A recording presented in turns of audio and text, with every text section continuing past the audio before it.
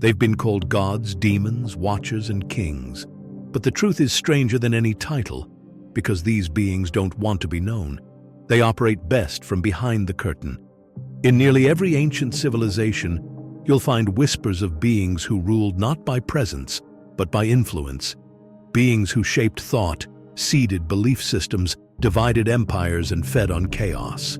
Some called them archons, others serpent lords. In the Galactic record, they go by a name rarely spoken aloud: the Orion Group. This isn't a single species. It's a coalition, a structured, layered, and centuries-old alliance of advanced alien factions primarily from Orion's belt, operating with one objective: to distort, dominate, and drain. Their tools: ideology, infiltration, false light, and control masked as choice.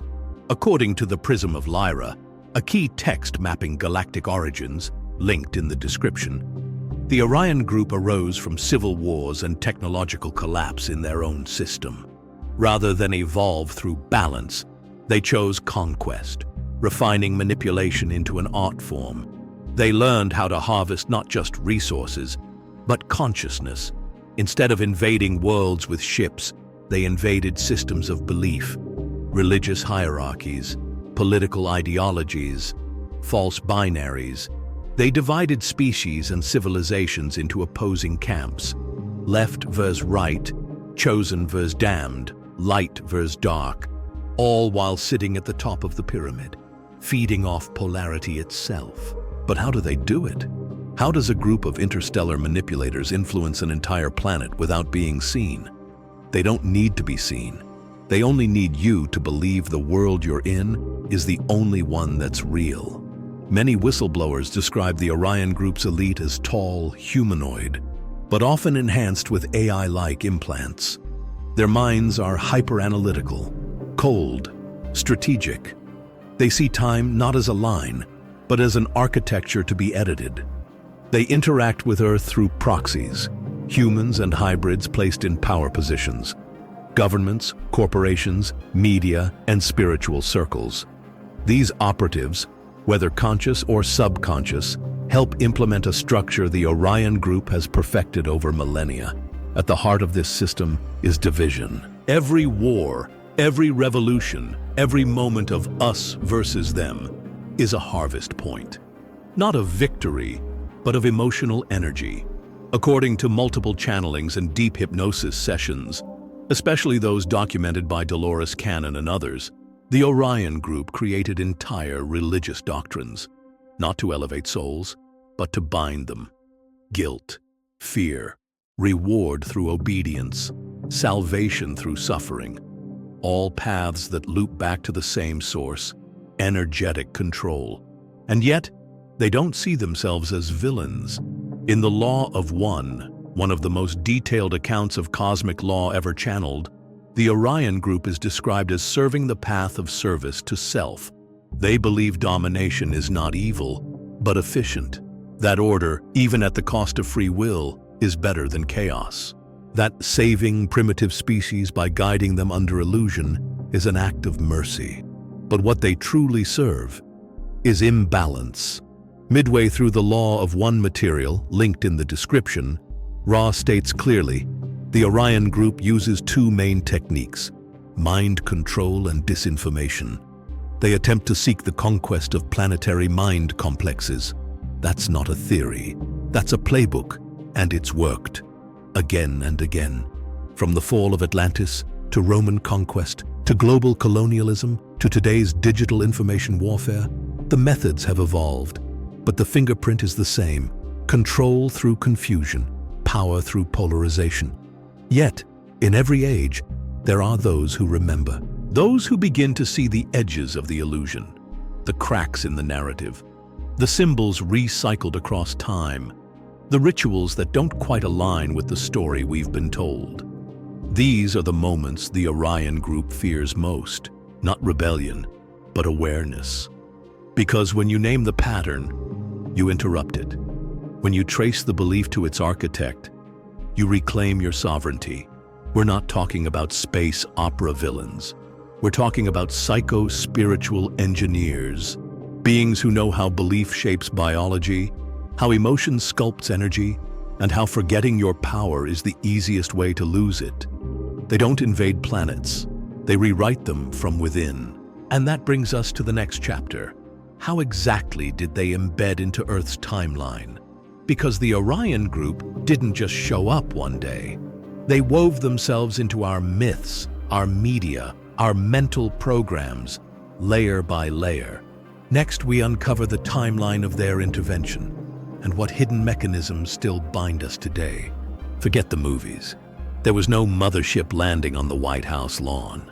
The Orion Group didn't need lasers or fleets. Their invasion came through symbols, systems, and suggestion.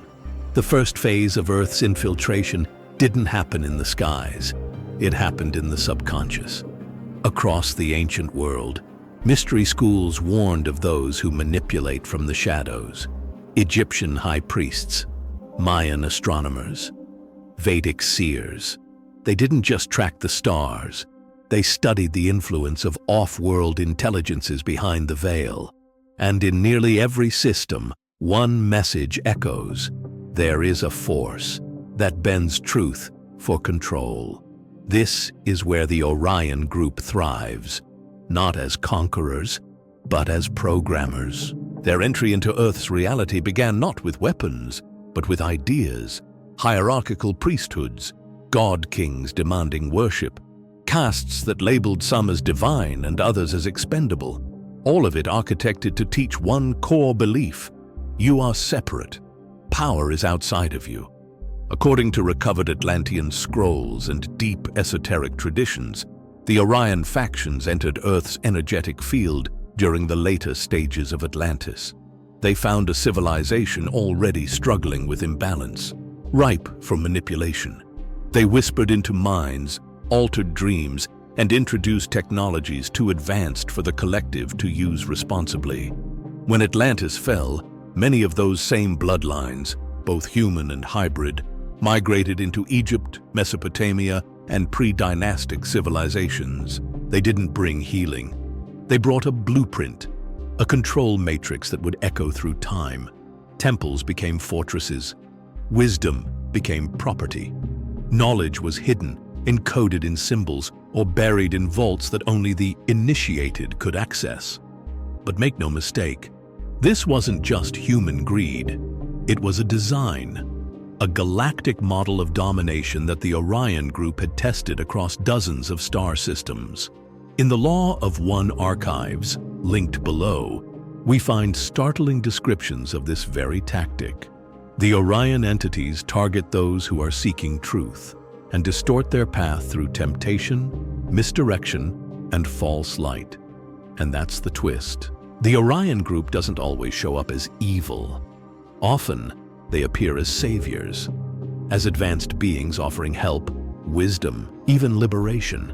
But it comes with a cost: obedience, hierarchy, control.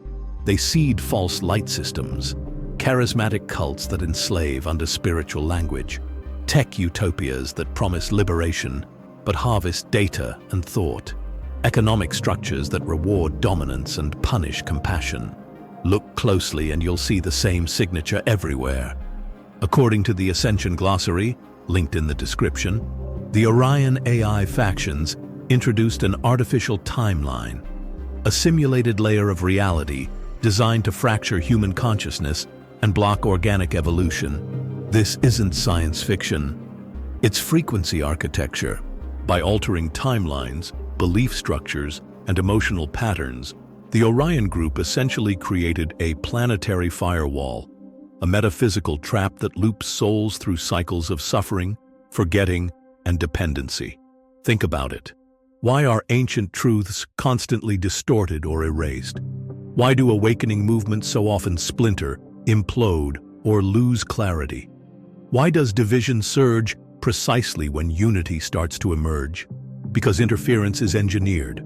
From Rome to the Renaissance, from colonial empires to the digital age, the same invisible hand guides history: create opposition, sell solutions, and keep the masses divided just enough to never question the whole system. And it's not just global, it's personal. Many star seeds, souls who've incarnated from higher systems to assist Earth, report Orion interference in their dreams, energy fields, and relationships. Attacks don't always come as violence. They come as confusion, as sudden isolation, as spiritual distortion dressed in seductive wisdom. But here's the paradox. The Orion Group's most powerful weapon is also its greatest weakness. They depend on secrecy, on belief structures that go unchallenged, on a population that doesn't ask, where did this system come from? Who does it serve? What if everything I was taught about reality was part of the trap? Because the moment you ask those questions, you begin to see it. The frequencies behind media, religion, finance, the ritual patterns behind entertainment and culture, the same archetypes over and over, conflict, sacrifice, salvation through suffering. And once seen, they lose power. You don't need to fight the Orion Group in space. You fight them in consciousness, by reclaiming narrative, by removing consent, by anchoring in frequencies they can't touch. Sovereignty, joy, true unity. Which brings us to the final act. They've programmed the world. They've influenced timelines. But there's one thing they still fear: human remembrance. In our final chapter, we expose the cracks forming in the Orion matrix, the rising resistance, and what happens when a planet begins to wake up. Systems can be complex, but the truth is always simple. And the truth is this: the Orion Group's greatest weapon is your belief in their system. They didn't take over Earth by force. They convinced Earth to take over itself. They offered symbols, and we called it culture. They offered hierarchy, and we called it order. They gave us cages, and we decorated them. But now, something is cracking, not from protest, not from war, from within. All around the world, people are waking up with memories that don't belong to this timeline. They feel pulled toward stars they've never studied. They dream of temples, blue light, and frequencies no scientist can measure. They remember something more. This is the glitch in the Orion matrix. It's not loud, it's quiet. It comes as intuition, as déjà vu, as soft refusal. The Ascension Glossary calls it the AI timeline collapse, a moment when enough people remember their original blueprint that the false overlay begins to disintegrate. Link to that glossary is in the description. But the Orion Group has prepared for this. Their final defense is acceleration. If you can't keep people asleep, keep them too distracted to awaken. Faster media, endless polarization, technological implants disguised as progress, surveillance packaged as convenience.